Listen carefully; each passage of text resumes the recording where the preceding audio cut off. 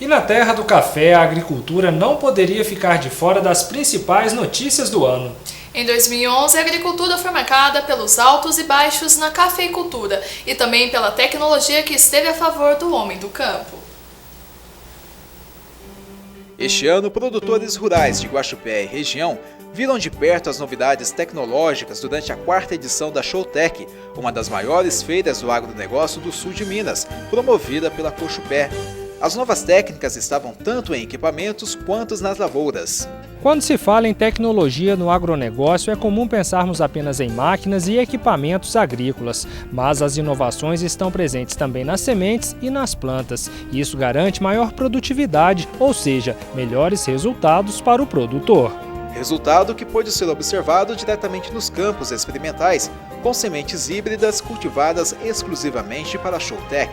Ela não tem necessidade de controle químico. O porquê? A planta ela trabalha com controle total das pragas de parte aérea, que seria a lagarta do cartucho, que é conhecida como broca, a lagarta da espiga e a broca da cana, que é originária da cultura, da cana. Tá certo? Então ela consegue dar esse controle e o produtor fica mais tranquilo. Mais uso da tecnologia também com o início do recebimento de café na safra 2011 no novo armazém da Cochupé. Inaugurado em março deste ano, o Complexo do Japi é o que existe de mais avançado em tecnologia na armazenagem de café em Minas Gerais e um dos principais armazéns do Brasil. O diferencial do complexo é que agora o café não precisa mais vir da lavoura em sacas. Os grãos são transportados a granel e descarregados diretamente do caminhão, que é erguido em elevadores, e o café encaminhado para adultos para ser embalado. Uma pessoa carregando um saco, ela tem uma sobrevida até menor porque tem um desgaste do corpo muito grande. Então, pensando nisso e também nos custos, nós estamos procurando fazer o negócio mais mecânico possível. Porque está difícil arrumar saqueiro, como é difícil arrumar apanhador de café. O café do cooperado recebe um número de identificação registrado em um chip, que é colocado dentro deste reservatório grande, conhecido como bag, que substitui as sacarias. O investimento total foi de R$70 milhões com recursos do BNDES e do Banco do Brasil. O complexo começou a ser construído em 2009. A capacidade de movimentação diária aqui no complexo é de 35 mil sacas de café.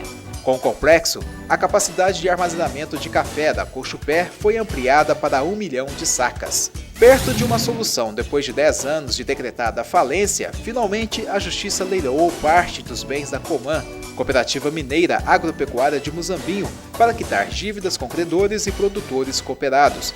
A Coman entrou em crise em 2001, quando foi descoberto um rombo de R$20 milhões e o desaparecimento de 50 mil sacas de café. 6.500 cooperados tiveram prejuízo com o fechamento da cooperativa. Quando entrou em falência, a cooperativa tinha aproximadamente 6.500 cooperados e gerava em torno de 250 empregos diretos e indiretos. A crise veio à tona em maio de 2001, mas só em novembro de 2008 é que 25 integrantes da cooperativa foram condenados. Dos 42 imóveis leiloados, apenas 31 foram arrematados. Ano contraditório no setor cafeeiro. Enquanto o cafeicultor sofria com a redução de 107 mil sacas com a quebra da safra, ao mesmo tempo comemorava a valorização da cotação da saca de 60 quilos, que chegou na casa dos R$500. Em 10 meses, o preço da saca subiu mais de 80%. O produto não era tão valorizado desde 1996, quando a saca chegou a custar R$300. A última vez que eu me recordo foi em 1997, entre abril e maio, que o preço de café subiu em níveis razoáveis, foi 350, 360, se não me falha a memória. Diante de preços tão altos, as exportações brasileiras tiveram o melhor mês de janeiro dos últimos 5 anos, segundo dados do Conselho de Exportadores de Café do Brasil. No total foram embarcadas mais de 2 milhões de sacas, mais de 9% em relação a janeiro de 2010. Em receita, os embarques renderam ao país mais de 581 milhões de dólares. 50% a mais que o mesmo período do ano passado. Combate ao greening. Depois de uma inspeção nos pomares de 15 propriedades de Guaxupé, técnico e engenheiros agrônomos do IMA voltaram ao município deste mês para mais uma capacitação dos profissionais que atuam na disseminação da praga que ataca pés de laranja e limão. Em Minas Gerais, o trabalho de controle e orientação é intensificado por conta da proximidade com o estado de São Paulo, onde a infestação já atinge quase 2 milhões de plantas.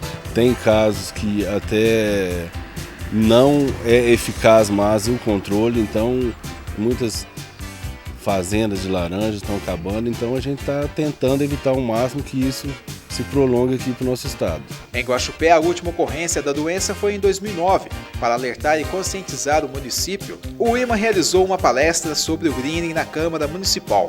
A proposta aqui aos vereadores era de estar apresentando uma minuta de um projeto de lei para estar a longo prazo, e não de uma hora para outra, substituindo essas árvores em Guaxupé da murta por outras árvores, porque senão prejudica aí todos os laranjais dos produtores, né, da nossa cidade. A tecnologia a favor do homem do campo. Por meio de uma estação agrometeorológica instalada no Instituto Federal Sul de Minas, Campus Muzambinho, produtores rurais podem ter acesso em tempo real das condições climáticas. Os dados meteorológicos ficam disponíveis a qualquer pessoa pela internet. As informações que chegam ao computador são captadas na estação.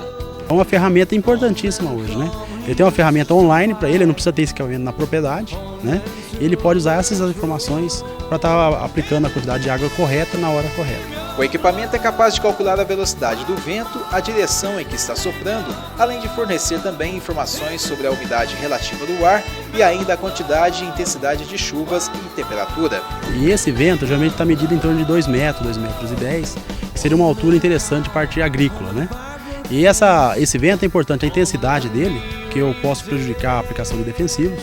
Então, dependendo da velocidade desse vento, eu não devo aplicar. Eles brilharam nas quadras, na piscina, nos tatames e no ciclismo. Sem dúvida, o esporte foi uma revelação este ano. 2011 foi um ano de muitas vitórias no esporte em Guaxupé. Foi o ano em que o guaxupéano voltou ao estádio municipal para torcer e vibrar pela esportiva. Ano que a natação, futsal e handebol fizeram bonita em quadra durante os Jogos Estudantis de Minas Gerais. Ano que Guaxupé foi representada no PAN de Guadalajara. Sem dúvidas, o ano que passou dificilmente vai sair da lembrança do torcedor da esportiva, que voltou no estádio para vibrar e se emocionar com o time. O projeto Viva Esportiva foi o pontapé inicial que trouxe alguns meninos bons de bola para a cidade, o que ajudou a elevar novamente o futebol e o nome da cidade no meio esportivo. Com o projeto, surgiu uma nova fase na esportiva. Com essa parceria, os jogadores da esportiva passam a contar com o apoio médico necessário para garantir melhor resultado dentro de campo. Mas não são apenas os jogadores que serão os beneficiados. Os jovens talentos com idade entre 13 e 16 anos também poderão usufruir de um novo projeto. O principal é que tenha uma educação. A educação é tudo na vida. Isso eu aprendi com a minha família e quero passar isso para quem quiser aprender. O projeto partiu da ideia do doutor e eu já vim com esse projeto há muito tempo já na minha cabeça, de fazer alguma coisa para tirar essas crianças da rua. Que o principal do projeto não é tanto o futebol, mas sim formar um cidadão. E era só o começo. Com o título de campeão sul-mineiro em 2010, a esportiva pôde participar do Campeonato Mineiro de Juniores. A estreia foi em casa e com vitória por 2-1 sobre o Itaúna. Daí em diante, o time teve altos e baixos, inclusive a dispensa do atacante Dodô, mas conseguiu se classificar para a segunda fase do Campeonato Mineiro. A gente está dando uma oportunidade para ele, vamos ver se ele assimila ali bem dentro da posição que o Juan jogava, que ele é um baita do jogador, né? E eu estou esperando que eles me dêem condições também de participar desse campeonato com a gente. Mas foi depois de uma derrota por 4-0 durante um amistoso contra o time sub-20 do Santos, veio a surpresa. Periquito deixou o comando do time. No lugar dele, quem assumiu foi nada mais, nada menos que o ex-goleiro do Palmeiras, Gilmar Costa. A intenção nossa é dar um seguimento no trabalho que já foi feito, muito bem por sinal, e terminar ou concluir essa segunda fase com êxito. Sabemos as dificuldades, é uma fase mais forte, o grupo realmente conta com equipes poderosas, mas vamos trabalhar para que a gente possa conseguir o nosso intento, que é se classificar. Uma semana depois que Gilmar assumiu o comando da equipe, algumas mudanças já são visíveis por aqui. desde o ritmo e a forma como os treinos são conduzidos. Mas, para alguns torcedores, talvez a principal mudança feita pelo técnico tenha sido a reintegração do atacante Dodô ao time. Nós, torcedor nato da Sociedade Esportiva Guaxupé, nós ficamos muito gratos com isso, entendeu? Dessa compreensão deles e dar uma chance ao Dodô de retornar. É bom para o Dodô e também bom para a esportiva. Voltamos aí, agora a expectativa é melhor, procurar trabalhar e esperar o Campeonato Mineiro chegar para fazer um bom campeonato. Mas mesmo com as mudanças, com o elenco entrosado em campo e o fortalecimento do time, ainda não foi dessa vez. Na partida decisiva que garantiria uma vaga nas quartas de final, a derrota para o Tupi em Juiz de Fora pôs fim ao sonho dos meninos da Esportiva, que brigavam pelo título. A gente fica triste pela derrota, por ter sido desclassificado, mas a gente fica contente de poder ver a torcida voltar a ter orgulho de torcer para a Esportiva, de voltar a lotar o estádio. A gente queria a classificação, mas isso daí já conta bastante pra gente. Salve o Corinthians, o campeão dos campeões. Futebol veterano. Quase 2.000 pessoas foram até o Estádio Municipal de Guaranésia para ver o time master do Corinthians. A partida beneficente foi um amistoso entre a seleção de Guaranésia. Eu acho que o resultado não é muito importante. O importante é fazer um bom futebol, tanto nós como a equipe adversária. O público compareceu, que foi um grande número, né? E eu acho que o carinho que eles nos receberam, isso é o mais importante para nós. Nós já estivemos em Guaxupé 2 vezes. E o estádio também estava lotado, então a gente sente esse carinho aí do povo com esses 6 jogadores aqui. E futebol sem polêmica não tem graça. Foi assim na disputa de uma vaga para a final da Copa Guaxupé de Futebol. A final foi suspensa e o caso foi parar no tapetão. A disputa pela vaga ficou entre o Palmeirinha, que teria jogado com o jogador irregular, e o Taboão. No dia 9 de outubro, o Palmeirinha ganhou do Taboão por 4-0 e garantiu uma vaga para a final. Na segunda-feira, o Taboão entrou com recurso alegando que o jogador Fábio Aquino, Fabinho, estava irregular. Pelas súmulas, o jogador tinha 3 cartões amarelos e por isso teria de cumprir suspensão automática. Como nós temos 2 Fábio na equipe, o cartão quem tomou foi o Fabinho e o juiz colocou para o Fabão. Então, nesse aí, houve a falha nossa que nós não pegar a súmula.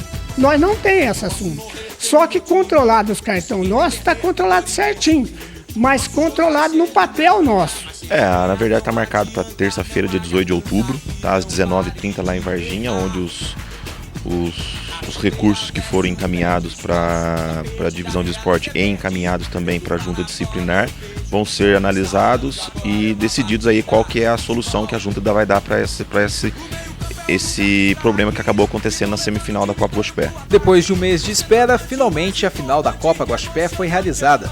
A Justiça Desportiva de Varginha deu o direito ao Taboão de disputar a final, entendendo que o Palmeirinha entrou mesmo em campo com o jogador irregular. Depois do Palmeirinha perder a oportunidade de ser campeão por jogar a semifinal com um jogador irregular, o Taboão teve a oportunidade de ser campeão da Copa Guaxupé de futebol de campo. Mas o dia era do time dos Bafanas. O time nosso é uma equipe unida, lutou aí o campeonato inteiro para chegar até onde a gente chegou. Infelizmente, na final o time procurou, lutou, mas não deu. O time deles foi melhor, procurou, achou 2 gols, fizeram por merecer o resultado. Valeu, a torcida veio dos 2 times, os 2 times jogou de igual para igual. Venceu, foi por detalhes mesmo, né?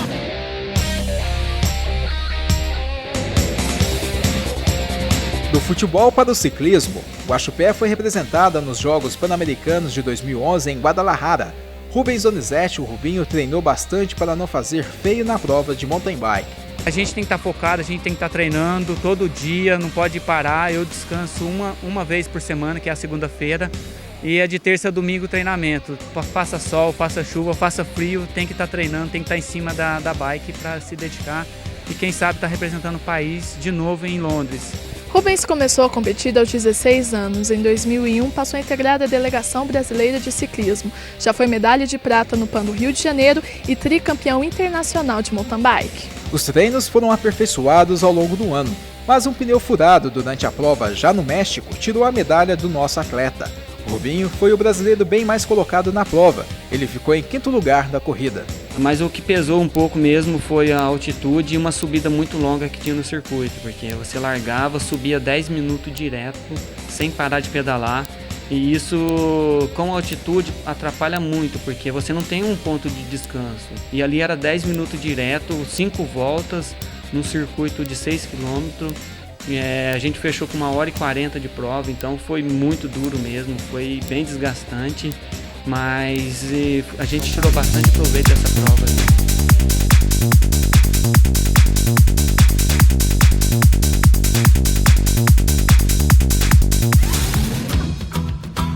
O esporte de Guaxupé também brilhou nas quadras em 2011.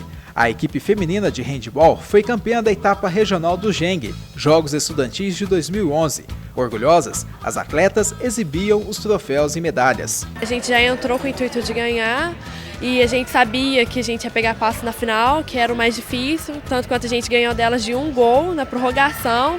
Foi muito difícil, mas a gente conseguiu e a gente já entra com a cabeça para ganhar mesmo. E depois do título regional do Geng, mais uma conquista. Dessa vez, o título de campeãs da fase regional do GIME, Jogos do Interior de Minas Gerais. As meninas do handebol feminino de Guaxupé derrotaram as donas da casa por 39-29, garantindo assim uma vaga na regional dos Jogos do Interior de Minas Gerais, que acontece em Patos de Minas. De certa forma, algumas atletas com o esporte chegam a ter uma profissão, fazer na faculdade, melhorar a sua qualidade de vida no caso, não só com o esporte, mas pelo esporte, um futuro melhor também.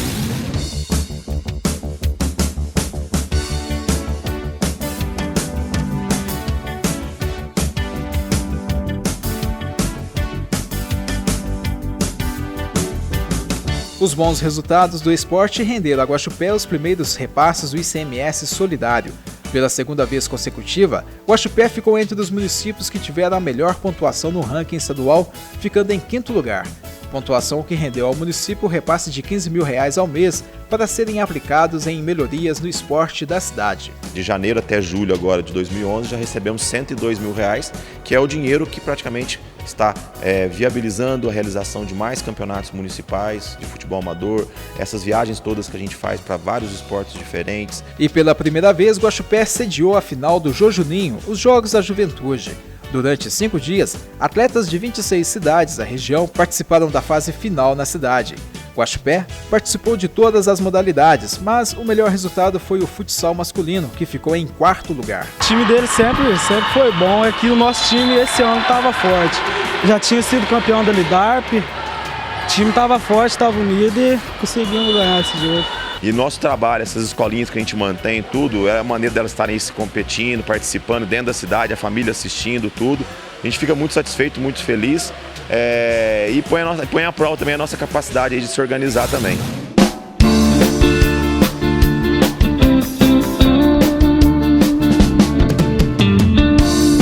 Um banho nos adversários. De uma só vez, Guaxupé conquistou 31 medalhas na final da Copa Minas de Natação. Foram 6 medalhas com a equipe do SESI Minas e mais 25 com os atletas da equipe Mário Borges. De 46 equipes participantes, Guaxupé conseguiu a 19ª colocação, um dos melhores resultados da história da equipe. Em relação ao nível da competição que a gente foi, a quantidade de cidades, representando uma final de estadual, acredito que seja o campeonato mais forte que a gente já tenha participado.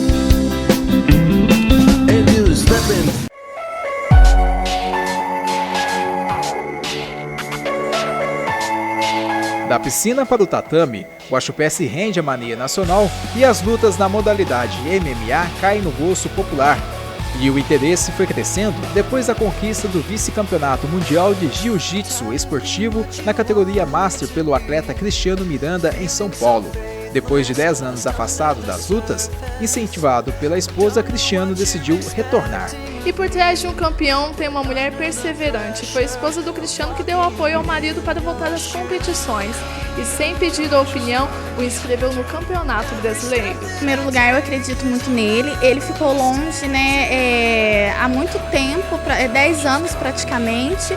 Só que nesse tempo, nesse período, ele sempre está treinando, lutando. E eu sei que ele é muito bom, como lutador. Eu achava que eu já estava muito desatualizado, que eu não conseguia mais recuperar a minha forma física. Eu acho que eu consegui recuperar e agora o meu objetivo agora é voltar para o Vale Tudo.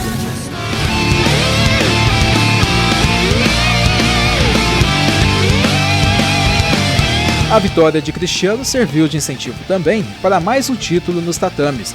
Em menos de 60 segundos, Márcio Brown enfrentou Guilherme Silva no octógono em São José do Rio Pardo e venceu o combate. Eu vim me preparando muito para essa luta. Foi o primeiro evento profissional nosso de MMA. A gente já é atleta profissional, já estamos no circuito profissional de MMA. A minha luta durou 59 segundos. Eu finalizei meu adversário com estrangulamento, ele perdeu os sentidos e o pessoal ainda veio brincar e tal. Pô, foi uma luta fácil, foi uma luta tranquila, que não vira o treinamento aqui, o tanto que foi sofrido, o tanto que o treinamento foi intenso. Para chegar naquele momento, eu consegui fazer tudo que foi treinado entre a gente e consegui sair com a vitória. A luta foi só um aperitivo do que estava por vir. Pela primeira vez, o Guaxupé sediou um campeonato de MMA. Combate que reuniu nomes de lutadores consagrados como Maurício Shogun e Murilo Ninja. O octógono, que é a arena específica para as lutas de MMA, foi montado aqui no ginásio poliesportivo de Guaxupé. Das arquibancadas e das cadeiras bem próximas do ringue, o público acompanha cada um dos combates. Para mim é uma coisa que eu recebo com muito carinho, os meus fãs, minha maior motivação, e nada melhor do que reconhecer ali que eu fico feliz. Não vale visão, né?